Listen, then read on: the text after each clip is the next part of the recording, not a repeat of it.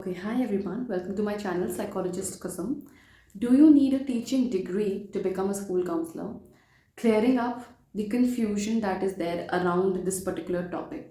So, क्या school counsellor बनने के लिए बीएड करना ज़रूरी है? क्या साइकोलॉजी डिग्री काफ़ी नहीं है? या क्या बीएड करने से करियर अपॉर्चुनिटीज़ बढ़ जाती है? अगर आप भी कंफ्यूज्ड हैं तो आज हम इस सवाल का सीधा सीधा और क्लियर जवाब देंगे।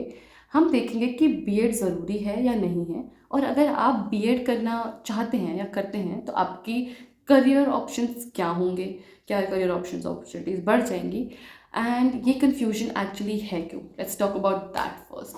Why does this confusion comes in the first place? So why do people think that BEd is necessary for school counseling?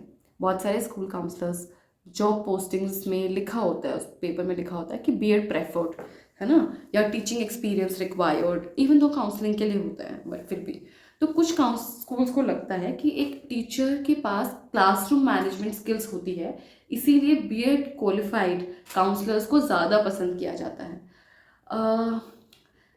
Lack of awareness, कई स्कूल को खुद भी क्लियर नहीं होता कि स्कूल काउंसलर्स का रोल क्या होता है, इसकी वजह से भी वो बोलते हैं कि वो BEd required. But the reality is BEd officially school counselling के लिए मैंडेटरी नहीं है, कहीं पे भी नहीं लिखा है कि बीएड होना ज़रूरी है, लेकिन कुछ स्कूल्स फिर भी इसे प्रेफर करते हैं क्योंकि उन्हें लगता है कि इससे काउंसलर की क्रेडिबिलिटी बढ़ती है।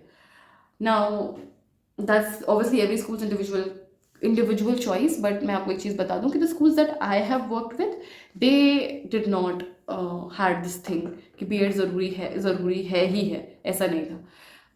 स्कूल से स्कूल पे भी डिपेंड करता है ये चीज़, है ना, हर स्कूल की अपनी रिक्वायरमेंट्स होती हैं। Now what qualifications do you actually need to become a school counsellor? Qualifications मैंने बहुत बार बात कही है कि स्कूल काउंसलर के लिए भी मिनिमम क्वालिफिकेशंस आपको मास्टर्स ही चाहिए।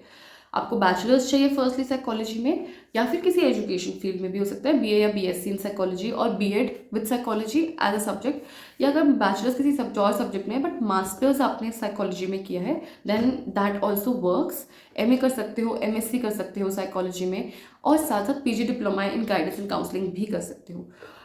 एडिशनल यूजफुल क्वालिफिकेशंस जो आपके लिए हो सकती है वो है certificates in child and adolescent counselling, ये एनसीईआरटी भी प्रोवाइड करता है, और एक फैमिली काउंसलिंग का डिप्लोमा जो है वो इग्नू प्रोवाइड करता है, right. And I want to reiterate further, BEd ज़रूरी नहीं है। If BEd is not required then why do some schools ask for it, right?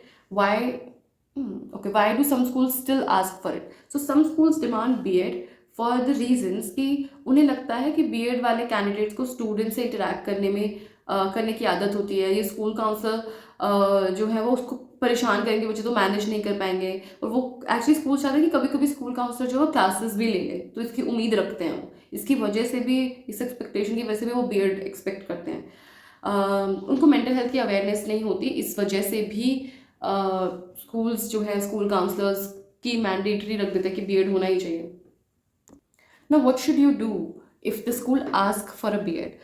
अगर आपके पास साइकोलॉजी डिग्री है तो आप एक्सप्लेन कर सकते हो कि काउंसलिंग और टीचिंग दोनों अलग अलग फील्ड है, क्योंकि अवेयरनेस कम है। We need to keep reiterating that.